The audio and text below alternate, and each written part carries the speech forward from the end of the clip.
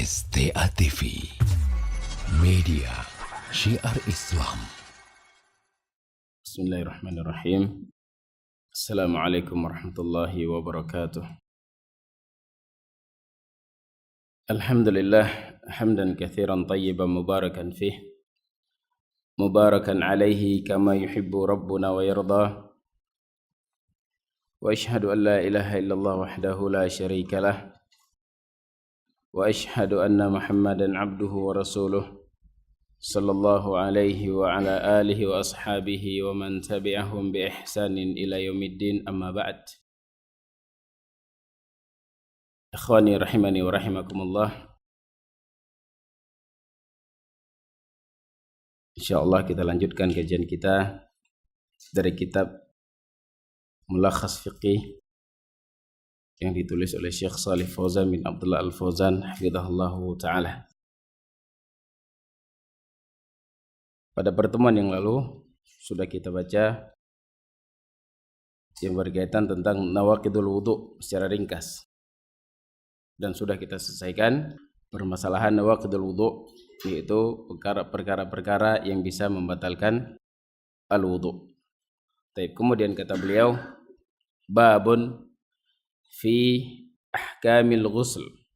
Ya, sebelum kita masuk ke dalam bab yang berkaitan tentang salat, di sini ada beberapa perkara yang penting untuk kita ketahui, ya. Di antaranya kata beliau di sini adalah hukum yang berkaitan tentang mandi. Mandi di sini maksudnya adalah mandi janabah. Penting karena mandi janabah itu berkaitan dengan salat. Tidak sah salat bagi mereka yang tidak mandi janabah. Kenapa kita katakan tidak sah atau mereka yang tidak mandi janabah tidak sah? Berarti yang mandi janabah adalah sah. Nah, di sini insyaallah kita yakin bahwasanya semua teman-teman yang hadir di sini mereka paham mandi jenazah, mandi janabah. Ya. Walaupun nanti akan lewat ada mandi yang mustahab, ada yang mandi al-ijza. Mustahab maksudnya dia mempraktekkan mandi sebagaimana dibimbing oleh Nabi SAW. Kemudian ijza, kita selama ada niat mandi bagaimanapun tata cara kita mandi, mau cuci dari kaki sampai ke kepala pun sah. Taib, nanti akan lewat masailnya. Kata beliau, arafta mimma sabaq ahkam at-taharah min al-hadath al-asghar wa nawaqidaha. Kata beliau, dari apa yang telah lalu kamu telah mengetahui tentang hukum-hukum yang berkaitan tentang taharah dari hadas kecil, yaitu wudu dan pembatal-pembatal al-wudu. Fakunta bihajatin ila an ta'rifa ahkam at-taharah min al-hadath al-akbar. Maka di sini kamu sangat butuh untuk mengetahui hukum yang berkaitan tentang hadas besar. Baik, karena hadas besar itu banyak, nanti akan disebutkan oleh muallif. Janabatan kana au haidan au nifasan. Ya, hadas besar itu imma janabah atau haid bagi perempuan, au nifas, perempuan yang nifas. Wa hadhihi taharah tusamma bil ghusli bidammil ghain wa huwa isti'malul ma' fi jami'il badan ala sifatin makhsusatin ya'ti bayanuha. Kata beliau, hadhihi taharah yang ini yaitu taharah dari hadas yang besar, yaitu dengan dibaca ghusl. Kata beliau bidammi al-ghain ghuslun. Wahwa itu ghusl, mandi, yaitu mempergunakan air kemudian diratakan kepada seluruh badan dengan sifat-sifat tertentu, dan akan datang penjelasannya. Tentunya air yang dipergunakan di sini adalah air yang dipergunakan untuk wudu. Maka air selain air yang bisa dipergunakan untuk berwudu, maka demikian juga kalau seandainya dipergunakan selain air yang dipergunakan untuk wudu, maka mandi juga tidak sah. Misalnya air apa? Kopi misalnya, ya, atau air kelapa. Air kelapa ya dikumpulkan sampai 1 timba, bersih, putih mungkin, air kelapanya yang masih putih. Kemudian mandi, tidak sah karena bukan air yang bisa dipergunakan untuk bersuci, baik untuk berwudu maupun untuk mandi. Baik, karena air sudah kita sebutkan pembahasannya. Kemudian kata beliau, dalilu ala wujubihi qauluhu ta'ala wa in kuntum junuban fattahharu. Dalil tentang wajibnya bagi mereka yang sudah berjunub untuk menyucikan badannya. Yaitu kata Allah, kalau seandainya kalian sedang berjunub, fattahharu, maka hendaklah dia mandi, hendaklah kalian mandi. Nah, apakah misalnya ketika berjunub langsung mandi tengah malam junub misalnya? Apa langsung mandi? Sini perintahnya apa? Fa in kuntum junuban fattahharu. Maka segera kalian mandi. Maksudnya sini apa? Mandi untuk melakukan sesuatu yang di situ disyaratkan ibadah tersebut harus ada kesucian, harus bersih dari hadas kecil maupun hadas besar. Apa misalnya kita ingin sholat, bangun jam 3 malam atau jam 4 malam atau di waktu subuh kita berjunub, maka pada saat itu kita mandi walaupun di bulan Ramadan. Ya, seorang junub misalnya mimpi tidur pagi, ya, kemudian dia bangun jam 10, dia dapati celananya ada bekas mani misalnya. Maka di sini bukan tidak ada kewajiban langsung untuk dia mandi. Boleh dia mandi sampai kapan? Ketika dia ingin sholat, misalnya sholat duha atau dia ingin sholat duhur, pada saat itulah dia wajib mandi.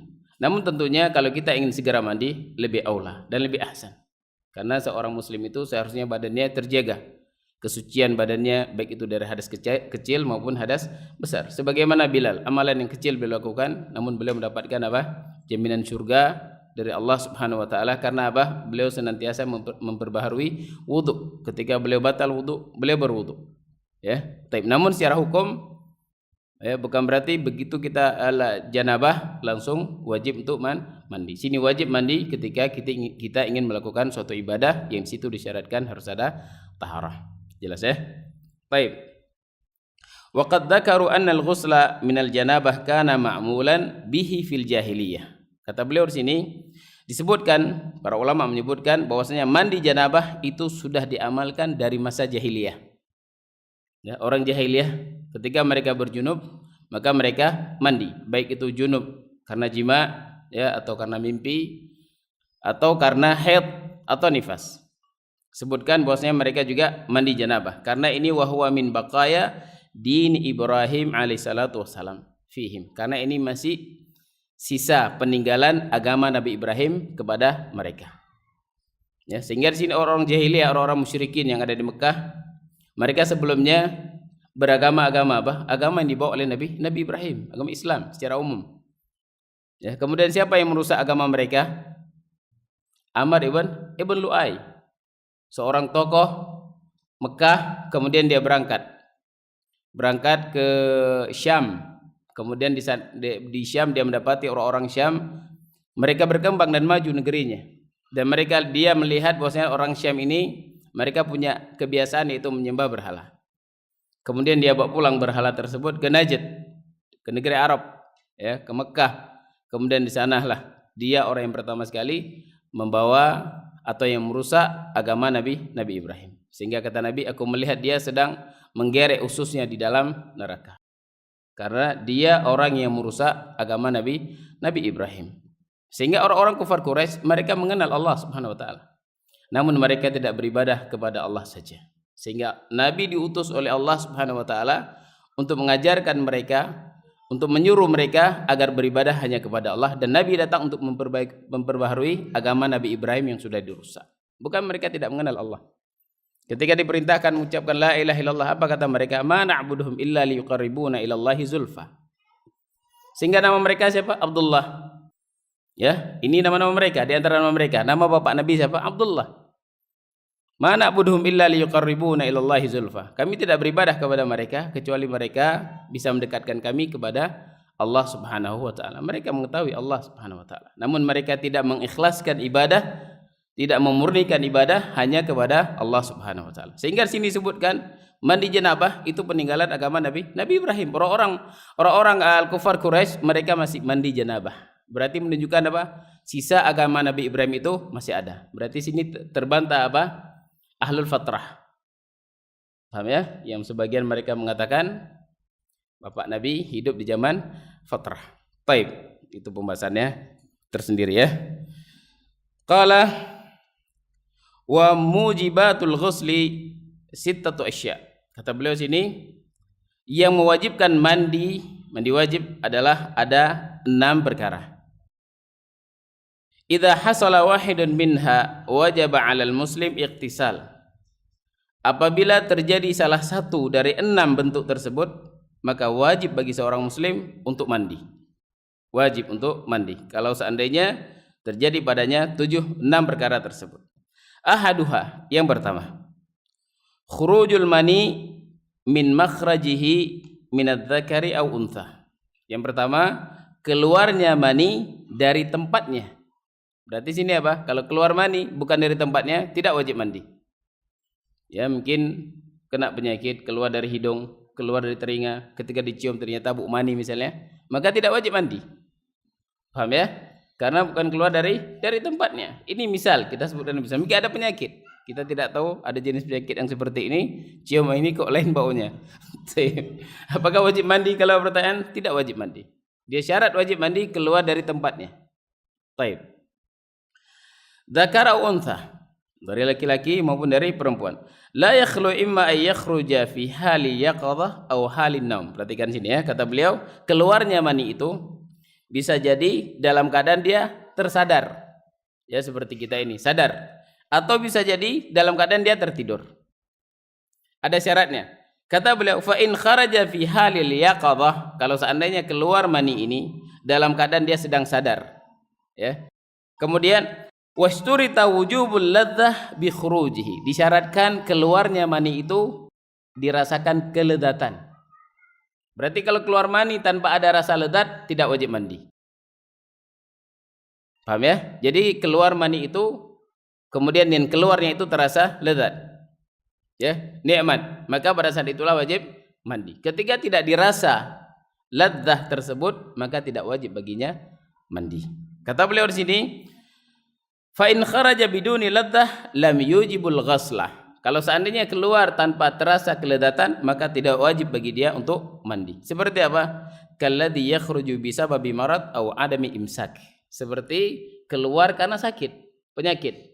Ya, timpa suatu penyakit sehingga keluar mani tanpa dia sadari.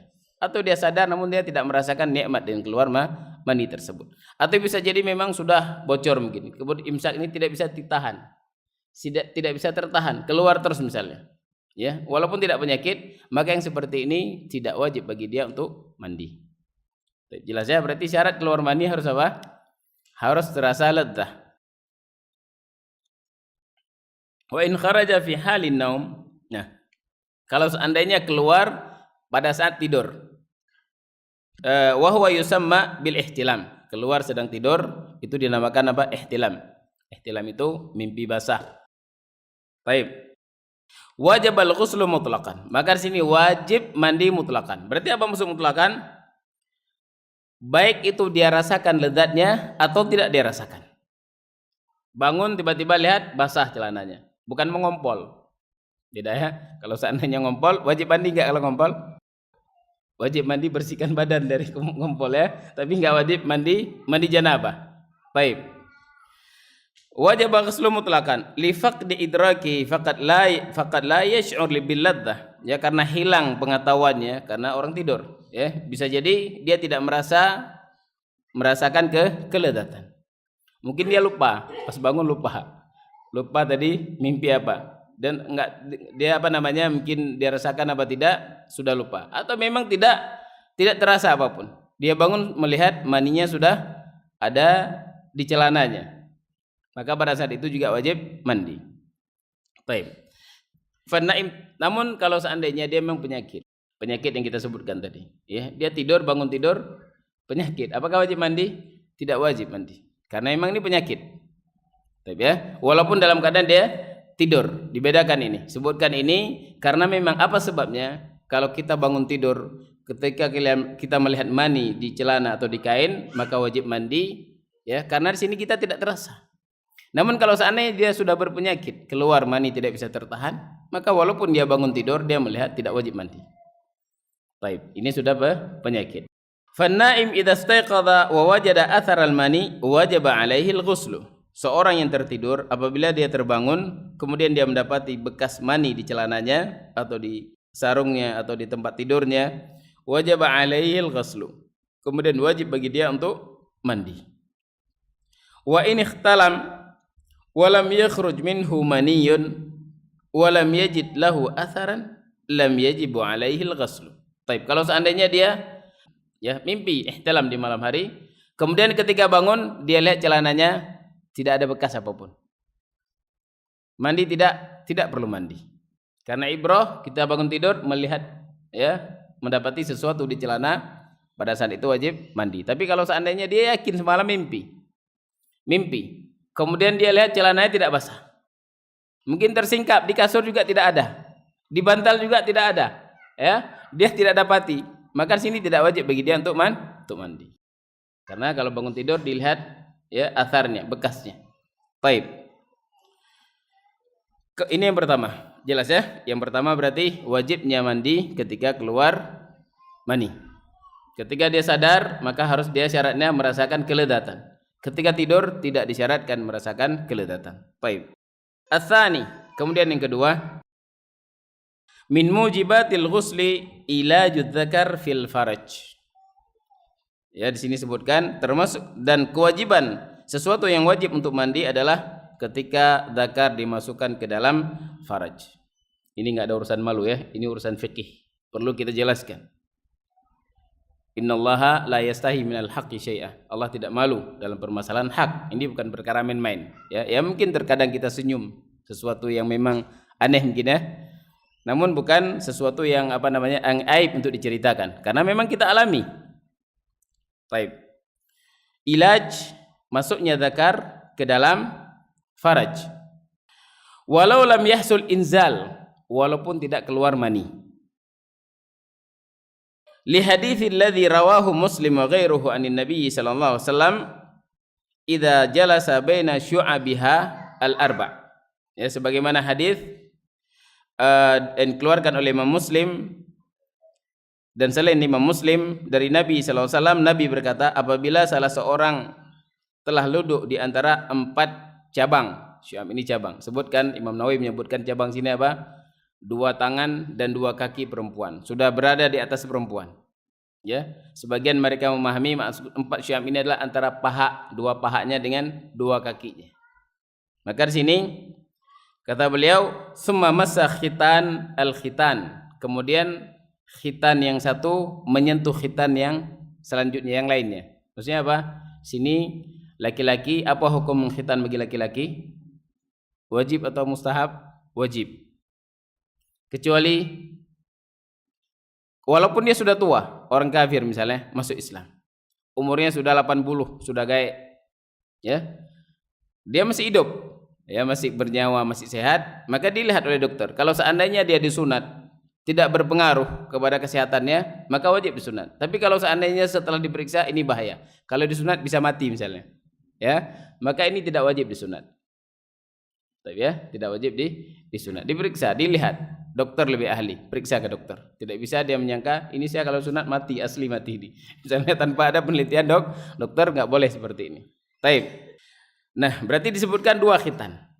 Khitan bagi laki-laki wajib. Adapun khitan bagi perempuan mustahab. Bukan wajib. Ya, khitan bagi perempuan. Disebutkan apa di antara hikmahnya? Karena kalau seandainya tidak dikhitan, birahinya itu kuat perempuan. Kalau habis diambil semuanya, tidak lagi birahi. Diambil sedikit, biar wasat, tengah-tengah. Masih ada. Tapi ya, itu di antara hikmahnya. Namun di sini tidak wajib, mustahab bagi perempuan untuk diambil sedikit. Baik. Nah, kata Nabi di sini, apabila bertemu 2 khitan, ya, khitan laki-laki dan khitan perempuan bertemu, faqad wajabal ghuslu. Sungguh telah wajib baginya untuk mandi. Berarti sekedar bertemu tanpa keluar. Terus bagaimana dengan hadis Nabi, innamal ma'u minal ma'. Innamal ma'u minal ma'. Hanya saja air itu dari air. Apa maksudnya? Mandi karena sebab keluar air. Air mandi itu karena sebab ada yang keluar. Disebutkan oleh para ulama, bagaimana dengan hadis ini? Kemudian datang hadis yang lain dari Nabi, idzal taqal khitanan wajibal ghuslu. Apabila bertemu 2 khitan, maka wajib mandi. Disebutkan oleh para ulama bahwasanya di awal Islam, ya, dulu ketika seorang suami dan istri jima dan tanpa inzal, tanpa keluar mani, maka tidak mandi. Innamal ma'u minal ma'. Hanya saja mandi itu karena keluar mani. Ketika tidak keluar mani, maka tidak wajib mandi. Kemudian hadis ini dihapus. Di antara yang menghapus hadis ini dan hadis yang kita baca tadi. Apabila bertemu 2 khitan, maka wajib mandi. Hadis yang tadi mandi karena sebab keluar, ya, semata-mata keluar, terhapus dengan hadis ini. Baik. Fayajibul ghuslu 'alal wati' wal mawtu'ah bil ilaj. Maka sini wajib mandi bagi wati' itu yang mengwatak, yang laki-laki. Wal mawti'ah yang diwatak, yang digauli, yaitu perempuan, bil ilaj dengan dimasukkan, ya. Maka sini wajib mandi laki-laki dan perempuan. Walau lam yahsul inzal, walaupun tidak keluar mani. Selama sudah bertemu, maka wajib mandi. Tentunya bertemu tanpa ada penghalang, ya. Tapi kalau ada penghalang misalnya, ini tidak wajib mandi. Tapi kalau keluar, walaupun ada penghalang tetap wajib mandi. Baik, bertemu semata-mata bertemu tanpa keluar suatu pun, yang keluar ini jelas mani. Kalau yang keluar itu madhi, tidak wajib mandi. Baik. Walihadzal hadis wali ijma' ahli ilmi ala dzalik. Karena hadis ini berarti walaupun tidak keluar tetap wajib mandi. Demikian juga ijma' para ulama apabila bertemu dua khitan maka wajib atasnya untuk mandi janabah. Baik. Kemudian ats-tsalis, sebab yang ketiga wajib mandi. Min mujibatil ghusli inda ta'ifah minal ulama islamul kafir. Ini khilaf berarti ya. Kata beliau, yang mewajibkan mandi adalah di sebagian pendapat para ulama. Sebagian ulama mereka mengatakan seorang kafir yang masuk Islam maka wajib bagi dia mandi. Berarti sini ada khilaf tentang apakah orang yang baru masuk Islam ini wajib mandi atau tidak wajib baginya mandi. Syekh mengatakan sini sebagian taifah ulama mereka mengatakan wajib mandi. Dan wallahu alam yang rajih adalah wajib mandi. Ya. Mereka berdalil kenapa sebab tidak wajib mandi? Karena Nabi tidak mengatakan man aslama falyaktasil. Nabi tidak pernah mengatakan. Datang satu hadis dari Nabi ketika salah seorang sahabat masuk Islam, Qais ibn Qasim, Nabi memerintahkan untuk mandi. Nah, mereka yang mengatakan tidak wajib mandi berdalil bahwasanya Nabi tidak pernah mengatakan wa man aslama falyaktasil. Barang siapa yang masuk Islam maka hendaklah mandi. Sebagaimana Nabi katakan, idza jaa ahadukum al-jum'ah falyaktasil. Apabila salah seorang kalian ingin berangkat ke salat Jumat, maka hendaklah dia mandi. Di sini apa? Nas langsung dari Nabi perintah untuk mandi salat Jumat. Baik. Nah, di sini kata mereka, ketika tidak ada nas seperti ini, maka tidak ada kewajiban untuk mandi. Adapun perintah Nabi kepada Qais bin Qasim, ini khusus kepada beliau. Sementara di sana berapa banyak orang-orang yang masuk Islam di masa Nabi, ribuan, ratusan ribu, puluhan ribu, ya. Tidak ada satu nas pun Nabi memerintahkan mereka untuk mandi. Baik, dijawab oleh para ulama yang lainnya yang mengatakan tetap wajib mandi dengan hadis yang tadi. Hadis Qais ibn Qasim, ya, di antara Syekh Ibnu Utsaimin beliau mengatakan, ketika datang hadis satu dari Nabi tentang perintah orang yang masuk Islam untuk mandi, maka itu sudah cukup. Tidak mengharuskan semua harus mandi. Cukup dengan satu hadis ini. Dan tidak bisa kita katakan bahwasanya ini khusus kepada Qais ibn Qasim. Dalil pengkhususan butuh dalil. Sehingga di sini yang rajih seperti yang dirajihkan oleh Syekh Ibnu Utsaimin bahwasanya wajib untuk mandi bagi mereka yang kafir masuk Islam. Sebagian yang lainnya, dan ini juga mazhab Syafi'iyah, mengatakan kalau seandainya ada sesuatu perkara yang mengharuskan dia untuk mandi, baru wajib mandi. Ya, misalnya dia sudah dewasa, ya, dia jima sama keluarganya, kemudian dia masuk Islam. Di sini diwajib dia untuk mandi. Namun kalau yang rajih, dia ada sesuatu yang mewajibkan dia untuk mandi atau tidak ketika dia masuk Islam, maka dia haruskan dia untuk mandi. Baik, ya. Islamul kafir, fa idza aslamal kafir wajib alaihi al-ghuslu. Apabila seorang kafir masuk Islam, maka wajib atasnya untuk mandi. Lianna Nabiyya sallallahu alaihi wasallam amara ba'da alladhi aslamu ay yaktasilu. Karena Nabi memerintahkan sebagian orang-orang yang masuk Islam untuk mereka mandi. Wa yara katsirun min ahli al-ilm anna iktisal al-kafir idza aslama mustahabbun wa laysa biwajib. Kata beliau sini, banyak dari kalangan para ahli ilm yang mereka menganggap bahwasanya mandinya orang kafir apabila dia masuk Islam itu hanya wajib mustahab, bukan perkaranya wajib. Namun khilaf ya seperti yang kita sebutkan, di antara yang tidak mewajibkan adalah Abu Hanifah. Baik, namun yang rajih wallahu alam adalah wajib. Li'annahu lam yunqal 'anin nabi, kata mereka yang tidak mewajibkan karena tidak dinukil dari Nabi sallallahu alaihi wasallam annahu kana ya'muru bihi kullaman aslam. Setiap orang yang Islam mandi. Setiap masuk Islam mandi, tidak diperintahkan. Dan juga Nabi tidak mengatakan man aslama falyaktasil. Barang siapa yang masuk Islam maka hendaklah dia mandi. Ketika tidak ada nas seperti ini kata mereka, maka kita tidak mewajibkan mereka untuk mandi. Baik. Fayuhmal amru bihi 'alal istihbab, maka dibawakan perintah dari Nabi kepada istihbab bukan kepada wajib. Jam'an bainal adillah, kata beliau sini wallahu alam, sebagai jamak antara dalil. Nabi pernah memerintahkan Qais ibn Qasim, kemudian Nabi tidak pernah mengajurkan yang lainnya untuk mandi, maka sini jamak bainal adillah, ada yang diperintahkan, ada yang tidak diperintahkan, berarti hukumnya apa? Mustahab. Baik. Qala ar-rabi', kemudian yang keempat, min mujibatil ghusli al-maut, yaitu kematian. Fa yajibu taqsilul mayyit, wajib untuk dimandikan mayit. Ghairu syahid fil ma'rakah, selain orang yang syahid fil ma'rakah. Syahid itu ada 3 syahid. Ya. Ada syahid dunia akhirat, kemudian ada syahid akhirat saja, ada syahid dunia saja.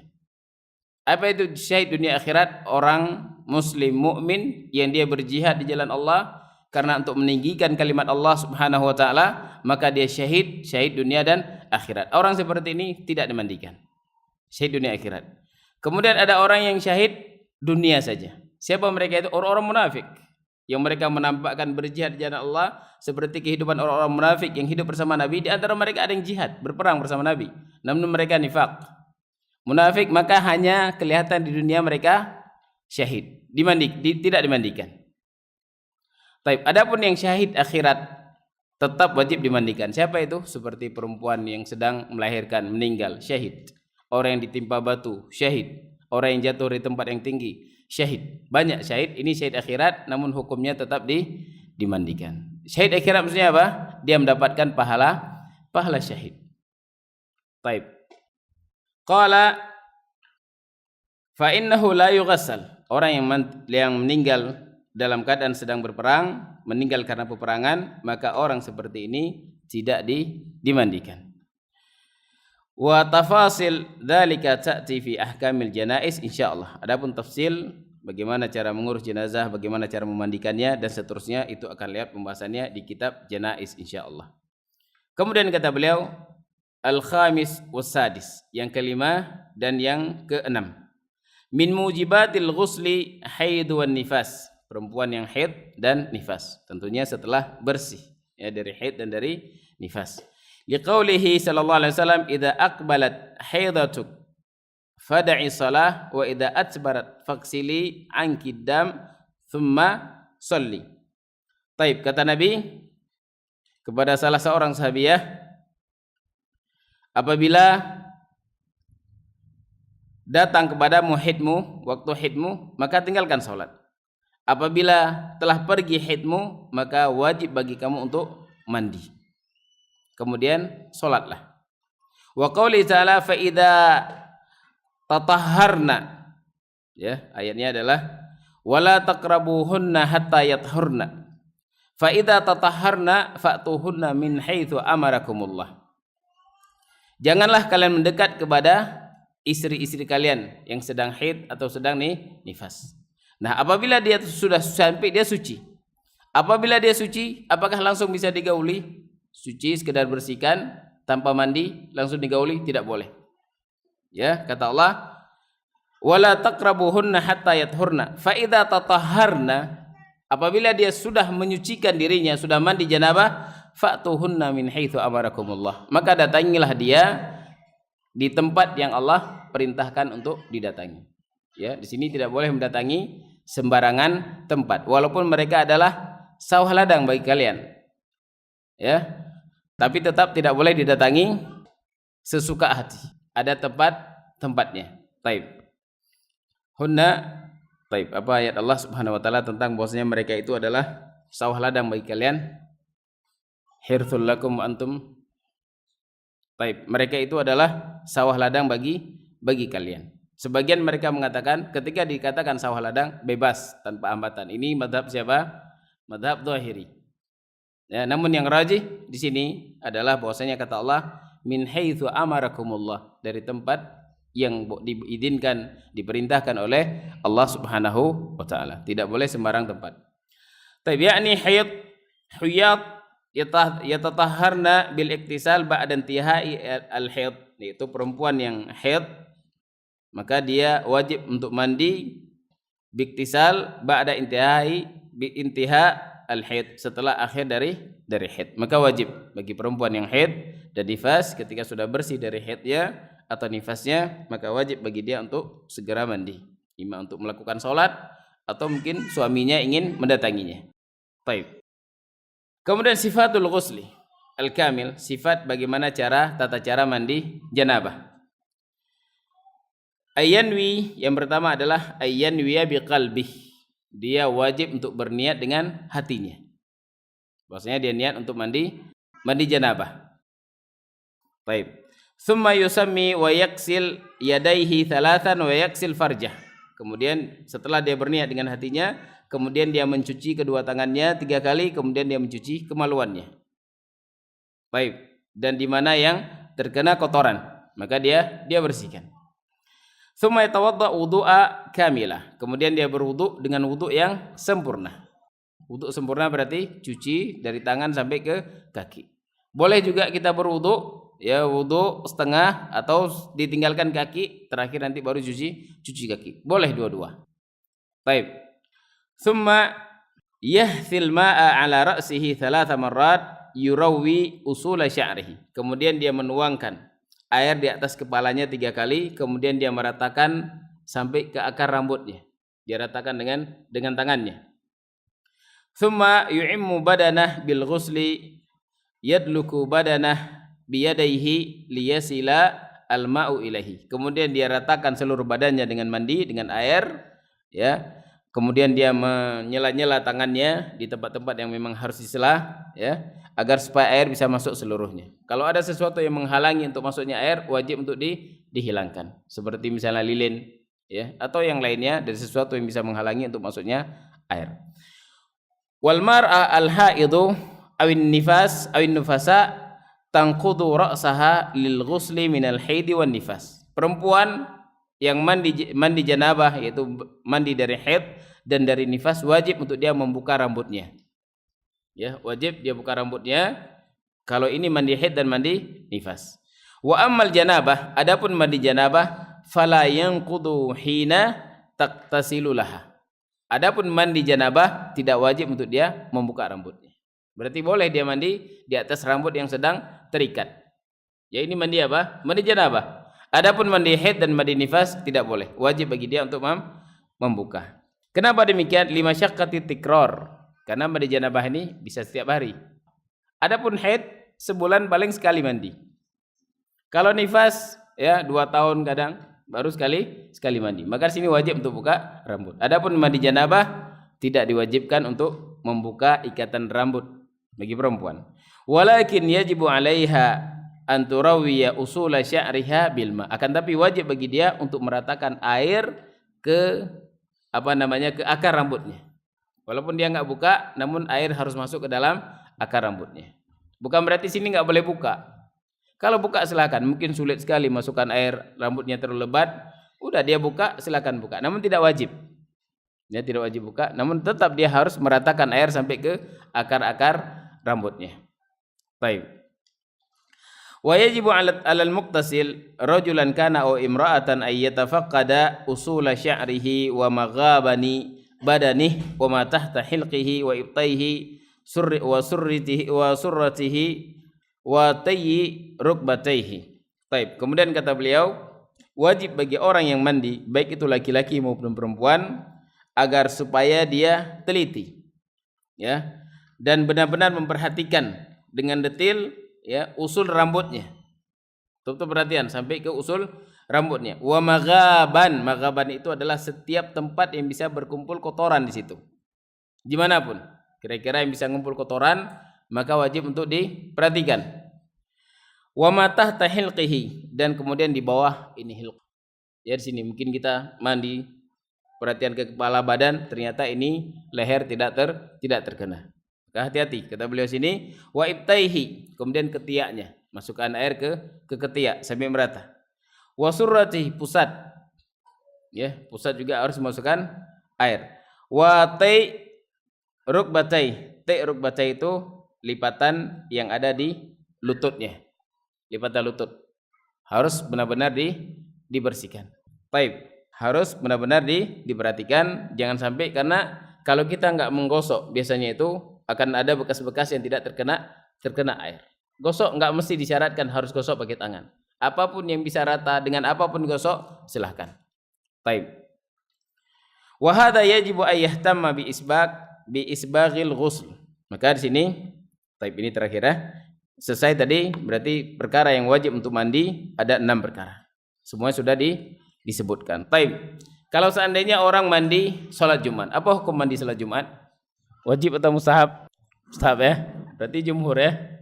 Apa dalil mustahab? Sementara kata Nabi, man atal jum'ah falyaktasil. Barang siapa mendatangi salat Jumat, falyaktasil. Wajib. Sini amar. Amar tufidu al-wujub. Setiap ada perintah asalnya untuk wajib. Di sini memang hadisnya demikian. Namun sana datang hadis yang lain. Kalau seandainya tidak datang hadis yang lain, mungkin para ulama sepakat wajib mandi. Datang hadis yang lain, kata Nabi sallallahu alaihi wasallam, man tawadda'a yaumal jum'ah fabiha wa ni'mat. Barang siapa yang berwudu pada hari Jumat, maka cukup bagi dia. Suatu kenikmatan bagi dia. Wa man ightasala fal ghuslu afdal. Barang siapa yang mandi, maka mandi itu lebih utama baginya. Ini dalil yang memalingkan dari yang wajib tadi kepada mustahab. Sebagian ulama mereka mengatakan kalau seandainya badannya itu bau, maka wajib bagi dia untuk mandi. Karena bisa menyakiti kaum muslimin yang sholat di masjid. Namun kalau yang rajih wallahu alam sini, ya, khilaf syadid para ulama, sebagian mereka mengatakan tetap wajib, sebagian mereka mengatakan mustahab. Wallahu alam mustahab. Ya, taib. Kalau seandainya kita katakan wajib, apakah cukup bagi dia niat mandi Jumat kemudian tidak perlu wudu lagi? Tidak cukup. Kalau mandi Jumat, kenapa mandi Jumat tidak cukup dari wudu? Karena mandi Jumat itu bukan menghilangkan hadas. Ya, yang berpendapat wajib ini sekedar memang wajib untuk mandi Jumat. Namun bukan berarti itu menghilangkan hadas. Nah, kalau seandainya seorang dia misalnya berhadas besar, ya, misalnya mendatangi istrinya. Kemudian ketika hari Jumat dia cuma niat mandi wajib untuk sholat Jumat. Cukupkah bagi dia? Tidak cukup. Tidak sah bagi dia mandi ini. Namun dia niat Niat untuk menghilangkan hadas besar, kemudian masuk di dalamnya Masuk dalamnya mandi Jumat, kemudian masuk dalamnya wudu. Maka sini satu mandi bisa mencukupi tiga perkara. Berarti mandi, baik itu kita mandi secara sempurna kamil, ya, sudah tercukupi untuk wudu. Demikian juga kalau seandainya kita mandi tanpa kita praktekkan sebagaimana yang diajarkan oleh Nabi, kita ambil air langsung siram kaki dulu misalnya. Kemudian kita niat mandi janabah ini. Apakah sudah tercukupi untuk berwudu? Naam, tercukupi. Kenapa demikian? Karena wudu ini adalah hadas kecil. Adapun mandi janabah hadas besar. Yang kecil ini bisa masuk ke dalam yang besar.